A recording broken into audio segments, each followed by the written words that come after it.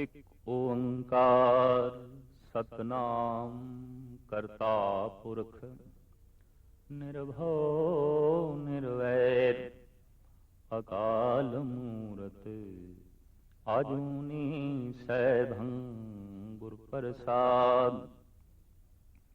ਆਸਾ ਮਹੱਲਾ ਪਹਿਲਾ। ਵਾਰ ਸਲੋਕਾਂ ਨਾਲ ਸ਼ਲੋਕ ਵੀ ਮੈਲੇ ਪਹਿਲੇ ਕੇ ਲਿਖੇ ਟੁੰਡੇ ਅਸਰਾਜੇ ਕੀ ਧੁਨੀ। ਸ਼ਲੋਕ ਮਹੱਲਾ ਪਹਿਲਾ। ਬਲਹਾਰੀ ਗੁਰ ਆਪਣੇ ਦਿਵਹਾੜੀ ਸਦਵਾਰ ਜਿਨ ਮਾਨਸ ਤੇ ਦੇਵਤੇ ਕੀਏ ਕਰਤ ਨ ਲਾਗੀ ਵਾਰ। ਮਹੱਲਾ ਦੂਜਾ। ਜੇ ਸੌ ਚੰਦਾ ਉਗਵੇ ਸੂਰਜ ਚੜੇ ਹਜ਼ਾਰ ਏਤੇ ਚਾਨਣ ਹੁੰਦਿਆਂ ਗੁਰ ਬਿਨ ਘੋਰ ਅੰਧਾਰ। ਮਹੱਲਾ ਪਹਿਲਾ। ਨਾਨਕ ਗੁਰੂ ਨਾ ਚੇਤਨੀ ਮਨ ਆਪਣੇ ਸੁਚੇਤ ਛੁੱਟੇ ਤਿਲ ਬੁਆੜ ਜਿਉ ਸੁਣੇ ਅੰਦਰ ਖੇਤ। ਖੇਤੇ ਅੰਦਰ ਛੁੱਟਿਆ ਕਉ ਨਾਨਕ ਸੋ ਨਾਏ। ਫਲੀਏ ਫੁਲੀਏ ਬਪੁੜੇ ਵੀ ਤਨ ਵਿੱਚ ਸੁਆਉ ਪੌੜੀ। ਆਪੀ ਨੇ ਆਪ ਸਾਜਿਓ ਆਪੀ ਨੇ ਰਚਿਓ ਨਾਮ ਦੁਈ ਕੁਦਰਤ ਸਾਜੀਏ ਕਰ ਆਸਣ ਡਿਠੋ ਚਾਉ। ਦਾਤਾ ਕਰਤਾ ਆਪ ਤੂੰ ਤੁਸ ਦੇਵੈ ਕਰੇ ਪਸਾਉ। ਤੂੰ ਜਾਣੋਈ ਸਭ ਸੇ ਦੇ ਲੈ ਸੈਂ ਜਿੰਦ ਕੋ ਆਉ। ਕਰ ਆਸਣ ਡਿਠੋ ਚਾਉ ਕਰ ਆਸਣ ਡਿਠੋ ਚਾਉ। ਜਗਤ ਗੁਰੂ ਬਾਬਾ ਗੁਰੂ ਨਾਨਕ ਦੇਵ ਜੀ ਮਹਾਰਾਜ ਦੀ ਅਦੁੱਤੀ ਰਚਨਾਵਾਂ ਦੇ ਚੋਂ ਇੱਕ ਮਹਾਨ ਅਮਰ ਕਲਾਮ ਆਪ ਜੀ ਦੀ ਪਾਵਨ ਬਾਣੀ ਜਿਸ ਦਾ ਨਾਮ ਆਸਾ ਦੀਵਾਰ ਹੈ। ਸਿਆਣਿਆਂ ਦਾ ਐਸਾ ਕਹਿਣਾ ਹੈ ਕਿ ਆਸਾ ਰਾਗ ਦੇ ਜਨਮਦਾਤਾ ਵੀ ਗੁਰੂ ਨਾਨਕ ਦੇਵ ਜੀ ਮਹਾਰਾਜ ਨੇ, ਕਿਉਂਕਿ ਸੰਗੀਤ ਦੇ ਗ੍ਰੰਥਾਂ ਵਿੱਚ ਆਸਾ ਤੇ ਮਾਝ ਰਾਗ ਮਿਲਦਾ ਨਹੀਂ। ਲਿਹਾਜ਼ਾ ਸਿਆਣਿਆਂ ਦਾ ਐਸਾ ਕਹਿਣਾ ਇਹ ਦੋ ਰਾਗ ਗੁਰੂ ਨਾਨਕ ਦੇਵ ਜੀ ਮਹਾਰਾਜ ਦੀ ਦੇਣ ਨੇ। ਇਸ ਰਾਗ ਦੇ ਸਤਿਗੁਰੂ ਦੇਵ ਜੀ ਮਹਾਰਾਜ ਨੇ ਜਿਹੜੀ ਆਪਣੀ ਅਗੰਮੀ ਰਚਨਾ ਉਚਾਰਨ ਕੀਤੀ ਹੈ ਉਸ ਦਾ ਨਾਂ ਹੈ ਆਸਾ ਦੀ ਵਾਰ। ਵਾਰ ਉਹ ਕਲਾਮ ਉਹ ਬਾਣੀ ਜੋ ਜੰਗੀ ਤਰਜ਼ ਨਾਲ ਉਚਾਰਨ ਕੀਤੀ ਜਾਂਦੀ ਹੈ, ਔਰ ਇਹ ਕੁਝ ਸੁਭਾਵਕ ਹੀ ਐਸਾ ਹੋ ਗਿਆ ਹੈ ਕਿ ਵਾਰ ਸ਼ਬਦ ਦੇ ਅਰਥ ਇੱਥੇ ਵੀ ਜੰਗੀ ਨੇ। ਜੰਗੀ ਤਰਜ਼ ਦੇ ਨਾਲ ਉਚਾਰਨ ਕੀਤੀ ਹੋਈ ਬਾਣੀ। ਹਿੰਦੁਸਤਾਨ ਜਿੱਥੇ ਸੰਤਾਂ ਮਹਾਂਪੁਰਸ਼ਾਂ ਦਾ ਦੇਸ਼ ਹੈ ਉੱਥੇ ਸੂਰਬੀਰ ਮਹਾਬਲੀ ਤੇ ਯੋਧਿਆਂ ਦਾ ਦੇਸ਼ ਵੀ ਇਹ ਰਿਹਾ ਹੈ। ਇਸ ਦੇ ਵਿੱਚ ਗਾਹੇ ਬਗਾਹੇ ਜੋ ਯੋਧੇ ਪੈਦਾ ਹੁੰਦੇ ਰਹੇ, ਸੂਰਮੇ ਪੈਦਾ ਹੁੰਦੇ ਰਹੇ, ਢਾਡੀ ਲੋਕ ਜੋ ਵਾਸਤਵਿਕ ਕਿਸੇ ਹੱਦ ਤੱਕ ਛੰਦਾਬੰਦੀ ਸਵੈਮ ਕਰਕੇ ਤੇ ਸੂਰਮੇ ਦੀ ਕਿਸੇ ਮਹਾਂਪੁਰਸ਼ ਦੀ ਉਪਮਾ ਕਰਨੀ, ਇਸ ਤਰ੍ਹਾਂ ਦੇ ਪੁਰਸ਼ਾਂ ਨੂੰ ਕਿਹਾ ਜਾਂਦਾ ਸੀ ਢਾਡੀ। ਇਹ ਧੁਨ ਵੀ ਖੁਦ ਬਣਾਉਂਦੇ ਸਨ, ਇਹ ਤਰਜ਼ ਖੁਦ ਆਪਣੇ ਅੰਦਰੋਂ ਪੈਦਾ ਕਰਦੇ ਸਨ।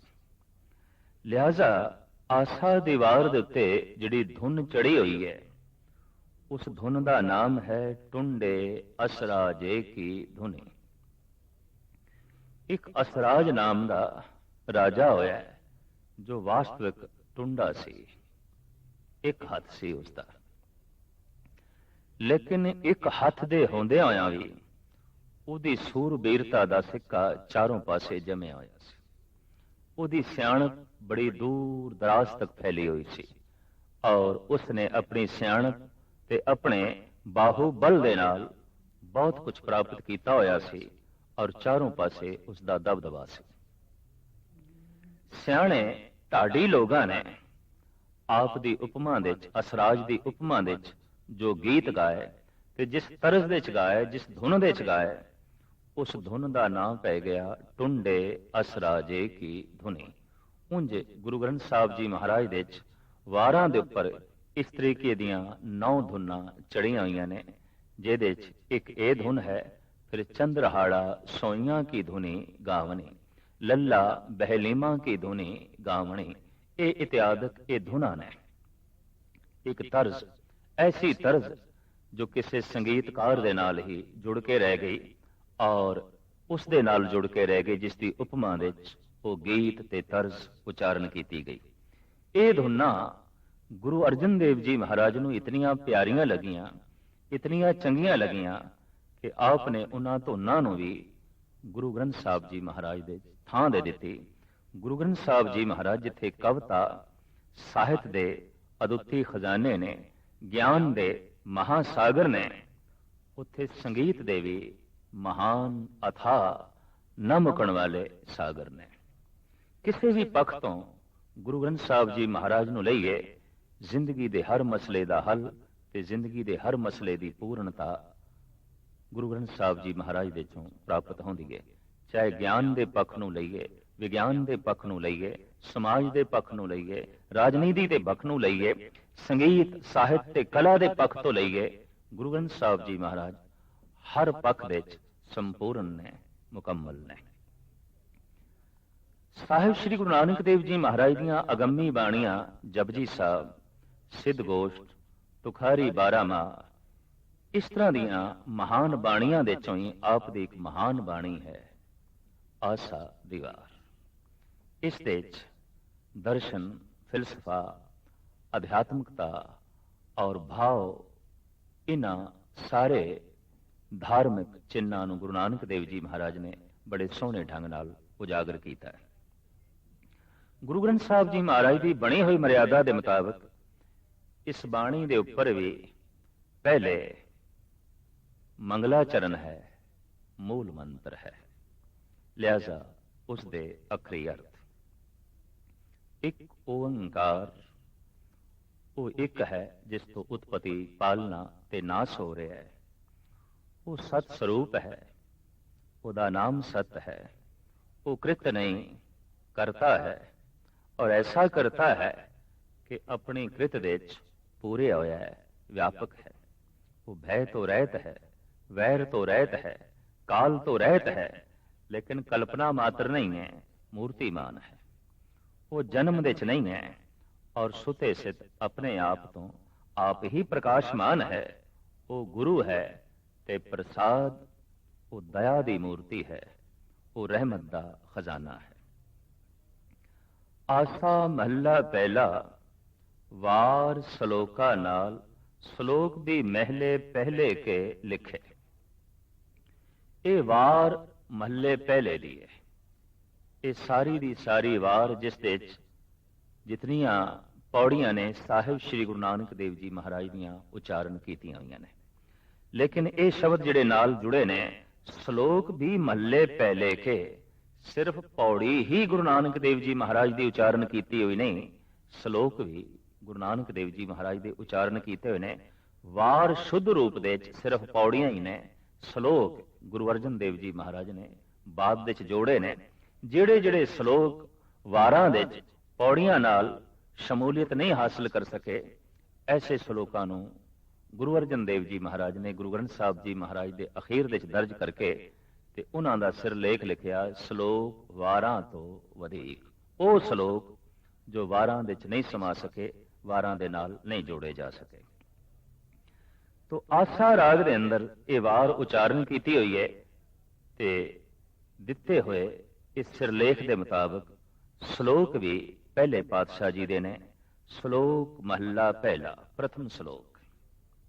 ਬਲਹਾਰੀ ਗੁਰ ਆਪਣੇ, ਦਿਵਹਾੜੀ ਸਦਵਾਰ, ਜਿਨ ਮਾਨਸ ਤੇ ਦੇਵਤੇ ਕੀਏ, ਕਰਤ ਨ ਲਾਗੀ ਵਾਰ। ਪ੍ਰਥਮ ਸ਼ਲੋਕ ਦੇ ਵਿੱਚ ਗੁਰੂ ਦੀ ਉਪਮਾ, ਗੁਰੂ ਦੀ ਮਹਿਮਾ। ਦਰਅਸਲ ਮਾਂ-ਬਾਪ ਪੁੱਤ ਨੂੰ ਜਨਮ ਦਿੰਦੇ ਨੇ, ਗੁਰੂ ਦੇਵਤੇ ਨੂੰ ਜਨਮ ਦਿੰਦਾ ਹੈ। ਮਾਂ ਬਾਪ ਸੁੱਤ ਨੂੰ ਜਨਮ ਦਿੰਦੇ ਨੇ, ਗੁਰੂ ਸੰਤ ਨੂੰ ਜਨਮ ਦਿੰਦਾ ਹੈ। ਮਾਂ ਬਾਪ ਭੌਤਿਕ ਸਰੀਰ ਨੂੰ ਜਨਮ ਦਿੰਦੇ ਨੇ, ਗੁਰੂ ਅਧਿਆਤਮਵਾਦ ਨੂੰ ਜਨਮ ਦਿੰਦਾ ਹੈ, ਰੂਹਾਨੀ ਸਰੀਰ ਨੂੰ ਜਨਮ ਦਿੰਦਾ ਹੈ।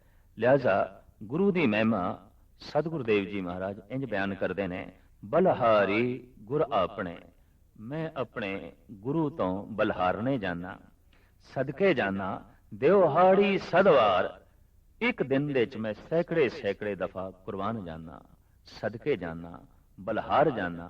ਕਿਉਂ?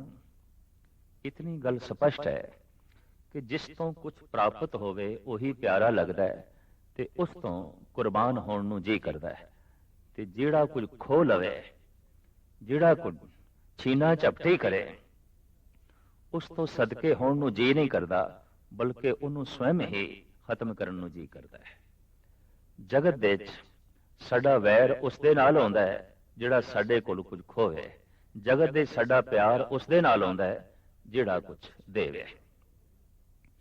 ਹਕੀਕਤ ਹੈ ਗੁਰੂ ਪਰਮਾਤਮਾ ਛੀਨਾ ਝਪਟੀ ਨਹੀਂ ਜਾਣਦੇ, ਦੇਣਾ ਹੀ ਜਾਣਦੇ ਨੇ। ਵੱਡਾ ਦਾਤਾ ਤਿਲ ਨਾ ਤਮਾਏ, ਉਹ ਇਤਨਾ ਵੱਡਾ ਦਾਤਾ ਹੈ, ਪਹਾੜਾਂ ਜਿੱਤੀ ਦੌਲਤ ਸੁਖ ਸ਼ਾਂਤੀ ਦੇ ਕੇ ਵੀ, ਰਾਈ ਜਿਤਨਾ ਵੀ, ਤਿਨਕੇ ਜਿਤਨਾ ਵੀ ਤਮਾ ਨਹੀਂ ਰੱਖਦਾ, ਭਾਵ ਮੰਗ ਨਹੀਂ ਰੱਖਦਾ। ਤੋ ਸਾਹਿਬ ਕਹਿੰਦੇ ਨੇ, ਮੈਂ ਸਦਕੇ ਜਾਣਾ ਇੱਕ ਦਿਨ ਦੇ ਵਿੱਚ ਸੈਂਕੜੇ ਸੈਂਕੜੇ ਵਾਰੀ ਉਸ ਗੁਰੂ ਤੋਂ ਜਿਸ ਨੇ ਜਿਨ ਮਾਨ ਤੇ ਦੇਵਤੇ ਕੀਏ ਕਰਤ ਨਾ ਲਾਗੀ ਵਾਰ, ਜਿਸ ਨੇ ਮਨੁੱਖ ਨੂੰ ਦੇਵਤਾ ਬਣਾ ਦਿੱਤਾ, ਲੇਕਿਨ ਮਨੁੱਖ ਨੂੰ ਦੇਵਤਾ ਬਣਾਉਣ ਲੱਗਿਆਂ ਰੰਚਕ ਮਾਤਰ ਵੀ ਦੇਰੀ ਨਹੀਂ ਲਾਈ। ਇੱਕ ਪੱਥਰ ਨੂੰ ਹੀ ਮੂਰਤੀ ਦੀ ਸ਼ਕਲ ਦੇਣੀ ਹੋਵੇ ਤੇ ਕੁਝ ਮਹੀਨੇ ਲੱਗਦੇ ਨੇ, ਕਈ ਦਫਾ ਕੁਝ ਸਾਲ ਲੱਗਦੇ ਨੇ। ਦਰਅਸਲ ਗੁਰੂ ਮਨੁੱਖ ਨੂੰ ਘੜਦਾ ਹੈ ਤੇ ਗੁਰੂ ਦੇ ਘੜਨ ਦਾ ਢੰਗ ਬੜਾ ਅਦੁੱਤੀ ਹੈ, ਆਪਣੇ ਮਨੋਹਰ ਬੋਲ ਤੇ ਅੰਮ੍ਰਿਤਮਈ ਦ੍ਰਿਸ਼ਟ। ਇਹਦੇ ਨਾਲ ਜਦ ਉਹ ਕਿਸੇ ਵਿਅਕਤੀ ਨੂੰ ਘੜਨਾ ਚਾਹੁੰਦਾ ਹੈ ਤਾਂ ਸਾਹਿਬ ਇੱਥੇ ਕਹਿੰਦੇ ਨੇ ਫਿਰ ਦੇਰ ਨਹੀਂ ਲੱਗਦੀ, ਮਨੁੱਖ ਨੂੰ ਦੇਵਤਾ ਬਣਦਿਆਂ ਦੇਰ ਨਹੀਂ ਲੱਗਦੀ। ਇਸ ਨੂੰ ਸਾਹਿਬ ਇੰਜ ਵੀ ਕਹਿੰਦੇ, ਨਾਨਕ ਨਦਰੀ ਨਦਰ ਦੇ ਨਿਹਾਲ। ਆਮ ਜਗਤ ਤੇ ਇਤਨਾ ਹੀ ਜਾਣਦਾ ਹੈ ਕਿ ਜ਼ਬਾਨ ਨਾਲ ਕੁਝ ਬੋਲੇ ਜਾਂਦੇ ਨੇ, ਪਰ ਨਹੀਂ, ਅਧਿਆਤਮਿਕ ਦੁਨੀਆ 'ਚ ਐਸਾ ਵੀ ਆਖਿਆ ਜਾਂਦਾ ਹੈ ਕਿ ਅੱਖਾਂ ਵੀ ਬੋਲਦੀਆਂ ਨੇ, ਔਰ ਅੱਖਾਂ ਦੀ ਭਾਸ਼ਾ ਕੁਝ ਹੋਰ ਹੈ। ਅੱਖਾਂ ਨਫ਼ਰਤ ਵੀ ਪ੍ਰਗਟ ਕਰਦੀਆਂ ਨੇ, ਅੱਖਾਂ ਪਿਆਰ ਵੀ ਪ੍ਰਗਟ ਕਰਦੀਆਂ ਨੇ, ਅੱਖਾਂ ਪ੍ਰੇਮ ਵੀ ਪ੍ਰਗਟ ਕਰਦੀਆਂ ਨੇ, ਅੱਖਾਂ ਆਪਣੇ ਵਿੱਚੋਂ ਅੰਮ੍ਰਿਤ ਦੀਆਂ ਲਹਿਰਾਂ ਵੀ ਛੱਡਦੀਆਂ ਨੇ, ਅੱਖਾਂ ਦੇ ਵਿੱਚੋਂ ਜ਼ਹਿਰ ਵੀ ਉਬਲ ਉਬਲ ਕੇ ਪੈਂਦੀ ਹੈ। ਔਰ ਜੈਸੇ ਜੈਸੇ ਮਨੁੱਖ ਦਾ ਮਾਨਸਿਕ ਮੰਡਲ ਅਤੀ ਸੂਖਸ਼ਮ ਆਉਂਦਾ ਹੈ, ਮਨੁੱਖ ਨੂੰ ਅੱਖਾਂ ਦੀ ਭਾਸ਼ਾ ਪੜ੍ਹਨ ਦੀ ਜਾਚ ਆ ਜਾਂਦੀ ਹੈ, ਔਰ ਇਹ ਆਪਣੇ ਆਪ ਦੇ ਵਿੱਚ ਇੱਕ ਵਿਸ਼ੇਸ਼ ਕਲਾ ਹੈ। ਗੁਰੂ ਜਦ ਕਿਸੇ ਨੂੰ ਘੜਦਾ ਹੈ ਤਾਂ ਬਚਨ ਰਾਹੀਂ ਘੜਦਾ ਹੈ, ਦ੍ਰਿਸ਼ਟ ਰਾਹੀਂ ਘੜਦਾ ਹੈ। ਬਚਨ ਰਾਹੀਂ ਵਿਚਾਰ ਸ਼ੁੱਧ ਕਰ ਦਿੱਤੇ ਔਰ ਦ੍ਰਿਸ਼ਟ ਰਾਹੀਂ ਆਚਾਰ ਸ਼ੁੱਧ ਕਰ ਦਿੱਤਾ ਹੈ।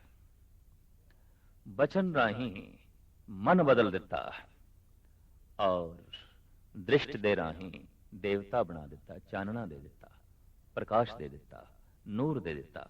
ਤੋ ਸਾਹਿਬ ਇੱਥੇ ਕਹਿੰਦੇ ਨੇ, ਜਿਨ ਮਾਨਸ ਤੇ ਦੇਵਤੇ ਕੀਏ ਕਰਤ ਨਾ ਲਾਗੀ ਵਾਰ, ਰੰਚਕ ਮਾਤਰ ਵੀ ਦੇਰ ਨਹੀਂ ਲੱਗੀ ਉਸ ਗੁਰੂ ਨੂੰ ਮਨੁੱਖਾਂ ਤੋਂ ਦੇਵਤੇ ਬਣਾਉਂਦੇ ਹੋਇਆਂ।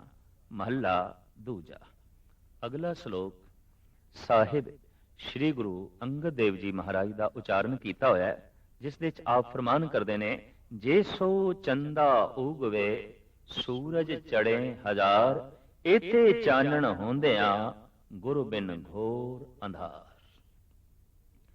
ਪ੍ਰithvi ਦੇ ਉੱਤੇ ਦੋ ਹੀ ਮਹਾਨ ਦੀਪਕ ਨੇ ਜੋ ਚਾਨਣਾ ਵੰਡਦੇ ਨੇ, ਸੂਰਜ ਤੇ ਚੰਦਰਮਾ। ਭੌਤਿਕ ਪਦਾਰਥ ਸਾਨੂੰ ਸੂਰਜ ਦੀ ਰੋਸ਼ਨੀ ਨਾਲ ਦਿਖਾਈ ਦਿੰਦੇ ਨੇ, ਸੰਸਾਰ ਸਾਨੂੰ ਸੂਰਜ ਦੀ ਰੋਸ਼ਨੀ ਨਾਲ ਦਿਖਾਈ ਦਿੰਦਾ ਹੈ, ਪਰ ਨਿਰੰਕਾਰ ਤੇ ਗੁਰੂ ਦੀ ਰੋਸ਼ਨੀ ਨਾਲ ਹੀ ਦਿਖਾਈ ਦੇਗਾ, ਗੁਰੂ ਦੇ ਚਾਨਣੇ ਨਾਲ ਹੀ ਦਿਖਾਈ ਦੇਗਾ। ਇੰਜ ਕਹਿ ਲਈਏ, ਗੁਰੂ ਇੱਕ ਜੋਤੀ ਹੈ, ਗੁਰੂ ਇੱਕ ਜੋਤ ਹੈ, ਗੁਰੂ ਇੱਕ ਫਿਲਸਫਾ ਹੈ, ਗੁਰੂ ਇੱਕ ਨੂਰ ਹੈ, ਗੁਰੂ ਇੱਕ ਤਨ ਨਹੀਂ, गुरु एक महान रोशनी है, महान विचार है, महान नूर है। सूरज का चानना बाहर पदार्थ का ज्ञान दे दिंदा है, ਉਹਦੀ असलीयत साडे सामने रख दिंदा है। अंधकार दे विच कुछ भी नहीं पता चलता किहड़ी चीज कित्थे पई है और किहड़ी चीज की है। इस सब कुछ का बोध सूरज की रोशनी दे विच पता चलता है। पर मैं कौन हाँ, मैं की हाँ, ये ते गुरु ज्योति गुरु दे चानने तो ही पता चलता है, गुरु की रोशनी तो ही पता चलता है। पृथ्वी ते सूरज का चानना हर वक्त नहीं आता, पृथ्वी ते रात आ जाती है। पर इतनी गल स्पष्ट है, सूरज दे हर वक्त चानना है, पर जब पृथ्वी सूरज तो कंड कर लेंदी है तो पृथ्वी के उस हिस्से दे अंधकार छा जाता है। गुरु ते एक जोत है, नूर है, और उस दे हर वक्त ये नूर है, वो नूर हर वक्त वंड रहा है। पर जद मनुख बेमुख हो जाता है, जद मनुख पिठ कर लेंदा है, तो उस नूर तो वांझा रह जाता है, उस चानने तो वांझा रह जाता है। अखां बंद कर दईए, सूरज की रोशनी नालों संबंध टुट जाता है, ते मन मुख बन जाइए, मन के अधीन होके चलीए, तो फिर गुरु की रोशनी नालों, गुरु के चानने नालों भी संबंध टुट जाता है। ये दो तरह की रोशनी है। एक रोशनी वो जो साडी अखां नूं मिलती है ते पदार्थ का उस तो बोध मिलता है। एक रोशनी वो जो साडे मन नूं मिलती है ते उहदे नाल परमात्मा का बोध मिलता है, ईश्वर का बोध मिलता है। इस वास्ते साहिब कहते ने, जे सो चंदा उगवे सूरज चढ़े हजार, चाहे एक चंद्रमा नहीं सैकड़े चंद्रमा आकाश दे उत्ते उतर आन, और सूरज एक नहीं हजारां सूरज आके अपनी रोशनी वंडन, पर इते चानण होंदियां गुरु बिन घोर अंधार। चाहे इतना ही चानना क्यों ना हो, इतना ही प्रकाश क्यों ना हो, गुरु ज्योति तो बिना अंधकार बनिया रहिंदा है, अपने आप का पता ही नहीं चलता मैं की हाँ, मैं कौन हाँ। बंदे नूं इस गल का बोध ना होवे ते मनुख की दुनिया च कितना वड्डा अंधकार है। कई दफा देखीदा है, बंदे नूं पहाड़ां दा पता है, सागर दा पता है, दरियावां दा पता है, मुल्कां दा पता है, कौमां दा पता है, पशु पंखियां दा भी मनुख दे कोल बोध है, ग्रह नक्षत्रां दा भी मनुख दे कोल बोध है। पर कितनी गजब दी गल है कि मनुख दे कोल अपने आप दा कोई बोध नहीं, अपने आप दा कोई ज्ञान नहीं। ये कौन है? किसे विज्ञानक कोल पुछांगे तो उसका जिहड़ा जवाब होवेगा वो अधूरा होवेगा, इंज कह लीए वो गलत होवेगा। पर जे किसे भगत कोलों पुछिए, संत कोलों पुछिए, तो ओदा ते कहना यही होवेगा, कहो कबीर एह राम के अंश, जस कागद पर मिटे न मनस।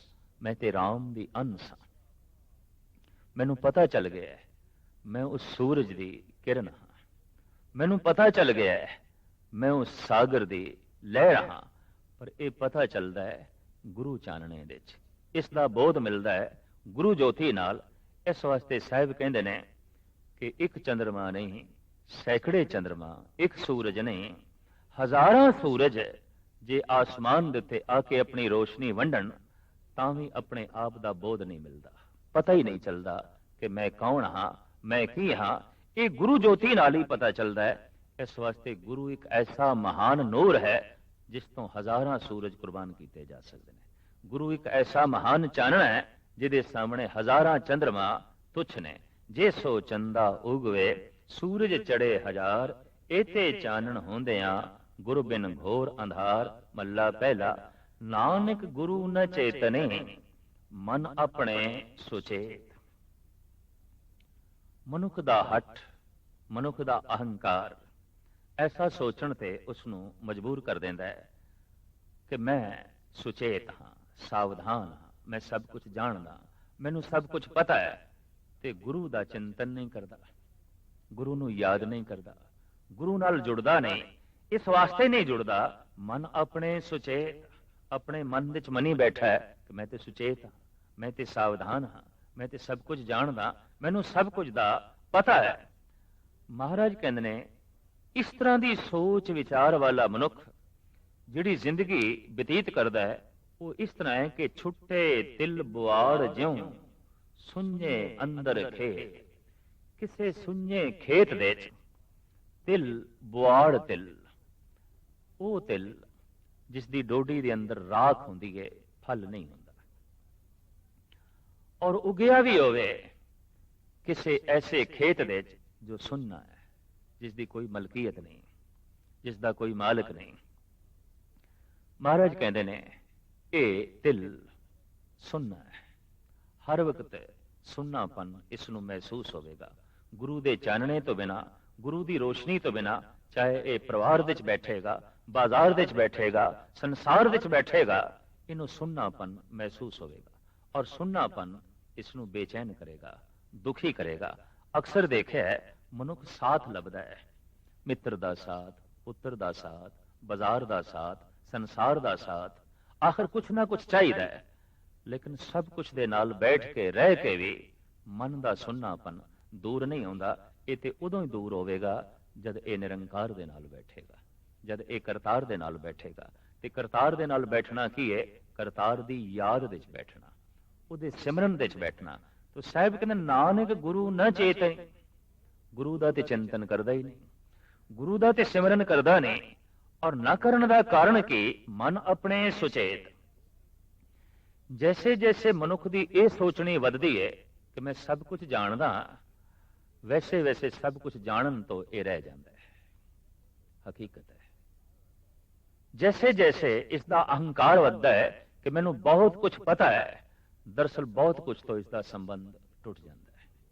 जैसे जैसे इहदे संसारी अकल ते संसारी पढ़ाई इसनू मजबूर कर दी है कि मेरे को बहुता ज्ञान है, मेरे को बहुता ज्ञान है। दरअसल बहुते ज्ञान की होंद ते बहुते ज्ञान का मान बहुते अज्ञान नू इकट्ठा कर देंदा है, बहुती नासमझी नू इकट्ठा कर देंदा है। तो साहिब कहते ने मन दे समझी बैठा है कि मैं सब कुछ जानदा, मैनू सब कुछ पता है, ते गुरु दा चिंतन नहीं करता। ऐसा मनुख इस ढंग नाल जिंदगी बतीत करता है जिवें किसी सुन्ने खेत दे विच वो तिल जमे होवे जिहदे अंदर फल कोई नहीं, कालक ही कालक है, बुआड़ है। खेते अंदर छुटिया कहो नानक सो नान। इस तरह ये तिल खेत दे छुट्टड़ है, कोई मालिक नहीं है। कहो नानक सो नान, ओदा सौ नहीं है कोई, उसका कोई मालिक नहीं है। फलिए फुलिए बपुड़े भीतन विच सुआओ।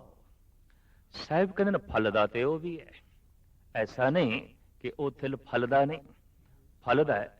उन्होंने फुल भी लगते हैं, पत्ते भी लगते हैं, हवा नाल लहरांदा भी है, अपनी होंद नूं प्रगट भी करता है। पर साहिब कहते हैं भीतन विच सुआओ। डोडी नूं तोड़ के देखिए, अंदर झाती मार के देखिए ते अंदर राख होंदी है, सुआह होंदी है। गुरु तो बेमुख होया मनुख भी फलीभूत ते होंदा है, धन करके भी फलीभूत होंदा है।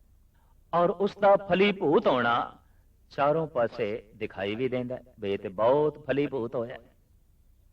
ऐसा नहीं है कि भगत फलीभूत होंदे ने, नास्तिक भी फलीभूत होंदे ने। ऐसा नहीं कि दयालु फलीभूत होंदे ने, बल्कि जालिम भी फलीभूत होंदे ने। सिर्फ ऐसा ही नहीं कि अध्यात्मक ज्ञानी ही फलीभूत होंदे ने, महा अज्ञानी भी फलीभूत होंदे ने। और ये जरूरी नहीं कि सिर्फ देवते ही फलीभूत होंदे ने, राक्षस भी फलीभूत होंदे ने, दैंत भी फलीभूत होंदे। लाजमी नहीं है कि शरीफ मनुख ही फलीभूत होंदे ने, बल्कि शैतान भी फलीभूत होंदे ने। पर शैतान का फलीभूत होना, राक्षस का फलीभूत होना, नास्तिक का फलीभूत होना इंज है। साहिब कहते जैसे किसी छुट्टे तिल वह छुट्टे खेत दे विच, बिना मालिक दे खेत दे विच कोई बूटा उगया है तिल दा, मालिक कोई नहीं है, निखसम है। हकीकत है कि मालिक ना होवे ते चिंतावां बहुत सहेड़ लेंदियां। भाई हीर सिंह ने तदी ते कह दिता है, हे ईश्वर मैं तेरे पिंजरे विच रह के ही खुश हाँ। क्यों? एक ते बिल्ली दा डर गया, दूजा रिज़क दी चिंता, रोजी की चिंता ये भी गई। हे ईश्वर, हे परमात्मा, कितना ही चंगा होवे कि मैं तेरे हथ दे पिंजरे दे कैद होवां, निश्चिंत हो जावां। दरअसल परमात्मा की कैद भी एक महान सुतंत्रता है ते संसार की महान सुतंत्रता भी एक महान कैद है। हकीकत है, ये गल वखरी है कि सुतंत्रता की प्यास मनुख के प्राणों दे है, पर जगत दे सुतंत्र रहिंदा होया भी मनुख कैद है। असी रोज मनुख तो सुनते हैं, की करा मैं मजबूर हाँ, की करा मैं मजबूर हाँ। ते मजबूर हाँ ऐसा कहना इस गल का सबूत है कि तू कैद है, तू गिरफ्त दे है, तू पकड़ दे है, तू सुतंत्र नहीं। और ये मजबूरी जिंदगी की हर थां ते प्रगट होती है। किधरे समाज के तल ते, किधरे अर्थ व्यवस्था के तल ते, किधरे राजनीतिक तल ते बंदा कह देंदा है मैं मजबूर हाँ। किधरे रोग के तल ते, किधरे सोग के तल ते मनुख कह देंदा है मैं मजबूर हाँ, मेरा वस नहीं चलता। और यही गल एक कैदी कह देंदा है मैं मजबूर हाँ, पिंजरे च डके होया। मजबूरियां अलग अलग हो सकदियां ने, ये जेलां वख-वख हो सकदियां ने, लेकिन हैं सारे कैदी। मजबूरियां वख-वख हो सकदियां ने, पर मजबूर सारे ही ने। पर जिहड़ा एक दफा परमात्मा की कैद दे चला जाता है, परमात्मा के पिंजरे की कैद चला जाता है, उहदी याद, उहदे सिमरन, उहदे भरोसे, उहदे सिदक ते उसकी होंद की कैद दे जद अपने आप को कोई लीन कर लेंदा है ते महान सुतंत्रता का फल उसकी झोली दे पैंदा है। इंज कह लो, जो जप तप के नियम दे, जो महापुरुषों के बनाए हुए नियम दे अपने आप को गिरफ्त कर लेंदा है, सच्ची सुतंत्रता का आनंद वही माणदा है। पूर्ण तौर पर मोक्ष का आनंद वही माणदा है। साहिब कहते हैं फल दे फुल दे ते नास्तिक भी ने, दुष्ट लोग भी फलीभूत होंदे ने।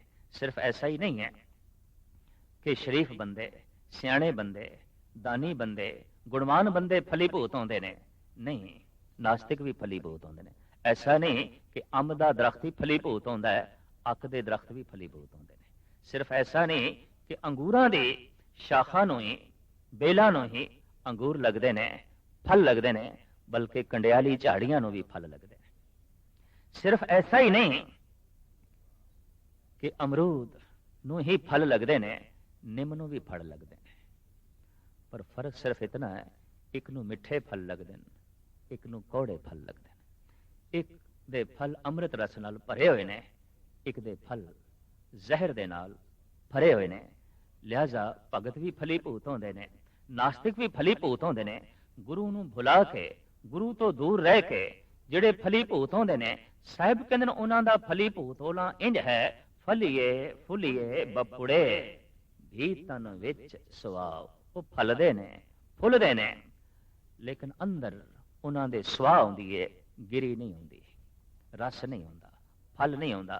जिवें वो छुट्टड़ तिल, बुआड़ तिल, ओनू खोलिए ते अंदर तिल नहीं है, अंदर गिरी नहीं है, राख है, वो अंदरों जलिया होया है। इसी तरीके नाल सी फलीभूत आउंदा ते देखदे हां कईयां नूं बड़ सुंदर वस्त्र पहने हुए ने, औलाद है, धन है, संपदा है, जस है, मान मर्यादा है, पर थोड़ा जिहा सीना चीर के वेखिए अंदरों जलिया होया है, अंदरों सड़िया होया है। और इतना जलिया है, इतना सड़िया है कि बेचैनी बाहर आके पैंदी पई है, सेक बाहर आके जो है निकलते पे ने, प्रगट हो रहे ने। तो प्रथम ये जिहड़े श्लोक आशा दीवार दियां इन्हां महान पौड़ियां नाल जो जुड़े हुए ने, इहदे च गुरु की महिमा, गुरु की उपमा है। और गुरु नूं महान ज्योति आख्या गया है। गुरु महान सूरज है, गुरु महान चंद्रमा है, जिहदी रोशनी दे च अपने आप का पता चलता है, अपनी होंद का पता चलता है, अपनी कालख का पता चलता है, ते अपनी कालख नूं दूर करने की समर्था प्रदान होंदी है गुरु ज्योति करके, गुरु बख्शिश करके, गुरु रहमत करके। गुरु नानक दे घर नूं ही गुरु घर आख्या जाता है। वख-वख जिहड़ियां जगत दे संप्रदावां प्रगट होईयां, उन्हां दे च गुरु नानक ने जिस संप्रदा नूं जन्म दिता, उसनूं ते आख्या ही जाता है गुरु घर। ते गुरु घर दे जो आ गया वो शिष्य हो जाता है, वो सिख हो जाता है। ते जिहड़ा गुरु दी विचार नूं अपनी झोली च पा लैंदा है, वो फिर इस ढंग नाल फलीभूत होंदा है कि फल भी मिठे। साहिब श्री गुरु नानक देव जी महाराज ने इन्हां श्लोकां दे गुरु की उपमा कीती है। पौड़ी दे जो विचार है वो अगां इस प्रकार है।